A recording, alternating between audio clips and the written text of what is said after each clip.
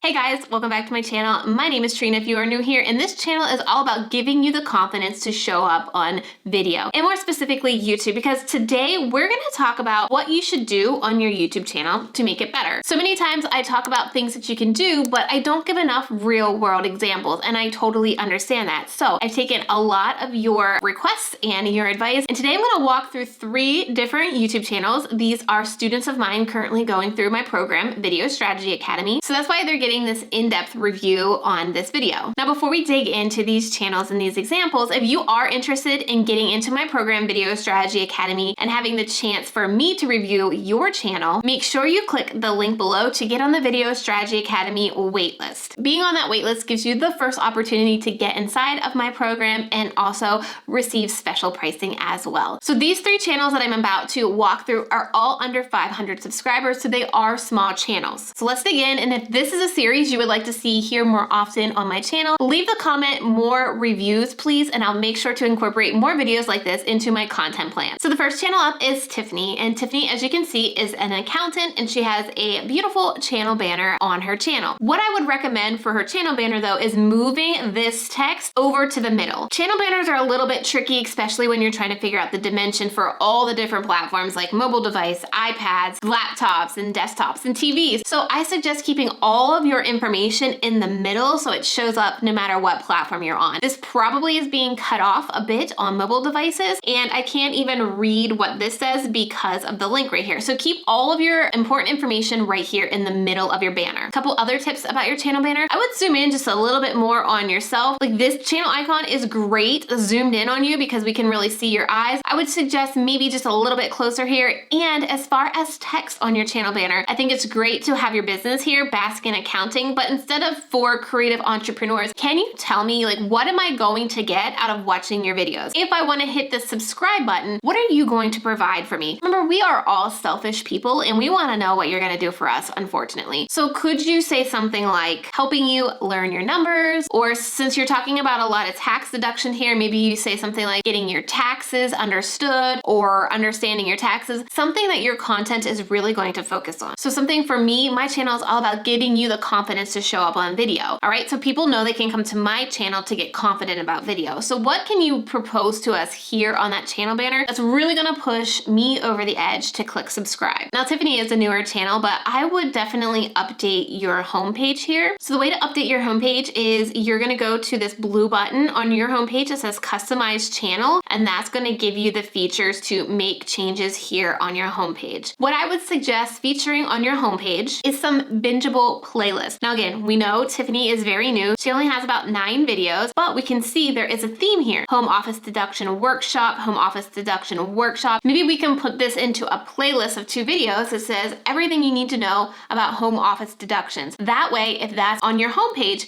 and people come here and see that playlist, they're more likely to click on that and potentially watch 2 videos of yours since they're in a playlist. You can add these playlists by going again into customize your channel, and we're gonna scroll down here to the bottom. You're gonna add a section, and then you're going to go to created playlists, and then you're gonna go to single playlists, and you're gonna find that playlist that you created, that home deduction playlist, and feature it here on your homepage. Again, that just makes your homepage look a little bit more professional. I would feature a video here as well for your channel trailer or your feature video. It doesn't have to be some special video, some specific channel trailer. I always suggest adding maybe a video that's getting you the most subscribers, so you can find that in your analytics, but featuring a video here on your homepage so it automatically plays when people land on your page. Another suggestion for Tiffany is definitely titles. So titles need to really make me want to click. We don't want to think about necessarily SEO here. We want to think about the human element. What pain point is that person having that's already searching for this topic that's going to make them want to click on your video? What can you provide them that they're going to say, that's the video I want to watch? So taxes for creative entrepreneurs, itemized deduction versus standard deduction. Can you tell me in this video, like, how to differentiate item deduction versus standard deduction? Or could you position this video like how you can can save more money with specific tax deductions or lower your taxes doing this one thing. That's much more appealing to me to click on than taxes for creative entrepreneurs, because what if I don't consider myself a creative entrepreneur? Side note, this is something that I struggled with too. I considered myself a YouTube strategist for creative entrepreneurs, but I had people come to me and say, well, I'm not a creative. Are you right for me? Is your course right for me? So really think about, are you putting yourself too much in a box? And think about the bigger picture. Like, what are you providing value to for your target audience? Next, let's move on to iArchitect. Again, same notes about the channel banner here. What can you really pitch to me to make me want to subscribe? New home architecture videos every Friday. That's great. I know you're posting every single week, so I probably want to subscribe to make sure I don't miss a video, but what am I going to get out of subscribing? Are you going to teach me how to make my home look like those pretty homes in Architect Digest? What are you going to give me here on your channel to make me want to subscribe and come back every Friday to watch your videos? Moving on down here, you can see she does have thumbnails for some older videos, but the newer ones don't have thumbnails. And I know it can be hard sometimes to find the time to create thumbnails. Sometimes it's just easier to get this content up here, but thumbnails are going to be your main marketing material to get people to click on your videos. So you definitely want to take some time. Inside of my Video Strategy Academy, I teach you how to create templates. So like 3 to 4 templates for your thumbnails. So it's much more easier for you to crank out and save you time. So you are putting these thumbnails on your videos to make sure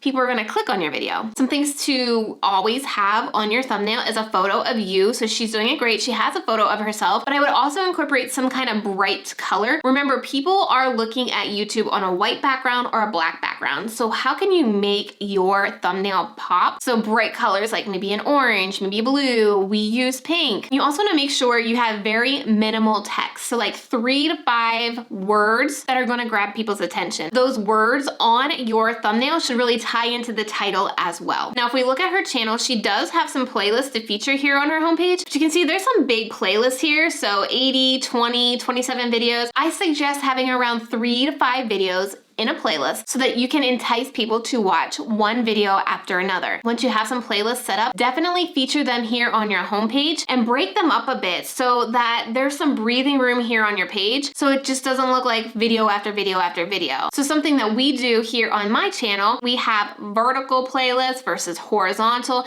to give it some white space. If we just did a bunch of these, it would just look like video after video. And another tip is make sure your playlists pitch some type of value. So again, you can see here the best ways to grow a YouTube channel in 2019. Obviously, that needs to be updated now that we're halfway through 2020. Again, what are they going to get out of this playlist? What do they want to learn? Really pitch that value to get them to click on that playlist. One other thing about iArchitect's videos, so if we go here and watch, she is repurposing her Facebook Lives, and this is a mistake I see so many people doing. Here's the problem with repurposing live videos on YouTube. It just doesn't work. I know we want to save time and we want to utilize the content that we're creating, but even when you go live on YouTube, the value of that video 2 hours after you've gone live is pretty much next to nothing. Even if you look at your audience retention, you're probably going to see most people leave your video, any type of live video, within the first 10 seconds. That's just not how people consume content on YouTube. It'd be like posting like a Pinterest image on Instagram.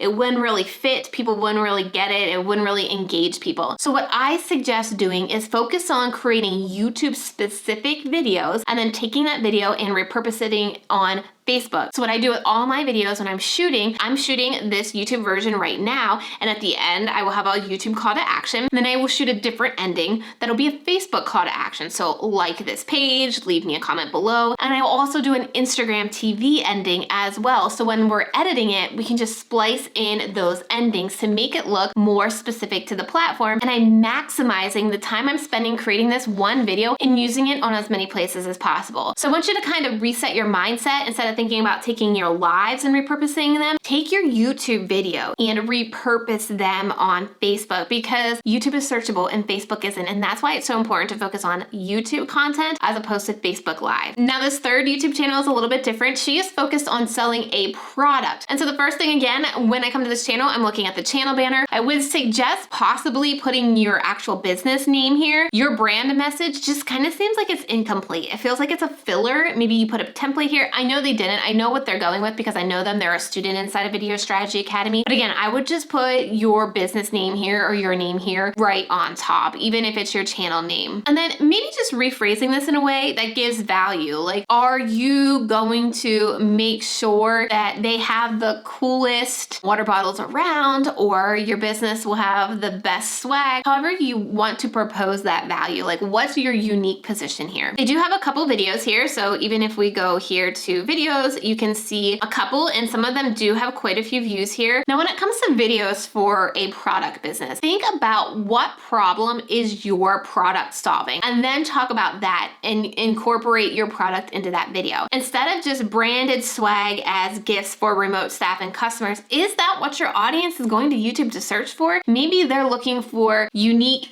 gifts for clients, or make your gifts better than everybody else's. Think about that title that's really gonna make people say, yeah, that's the one I wanna watch. Or specifically for this channel, since it's talking about reusable water bottles, could you talk about the benefits of using reusable water bottles? Remember, even if this is just one video you do or a series of videos you do, it could live on YouTube for years to come and still drive you traffic. In fact, I have a video from 2017 about writing a script that still to this day gets views and gets me leads to my business every single day because it's that evergreen content. So could you talk about the importance of using reusable water bottles, or why it's important, or think about all those topics that could get people to watch your video and then want to use your product. And then when it comes to titles, I get where you're going with custom swag for virtual events or branded swag as gifts for remote staff, but how can we change that title to make people want to click on it? Remember, we want to make them clickable for humans. So maybe something like the best gifts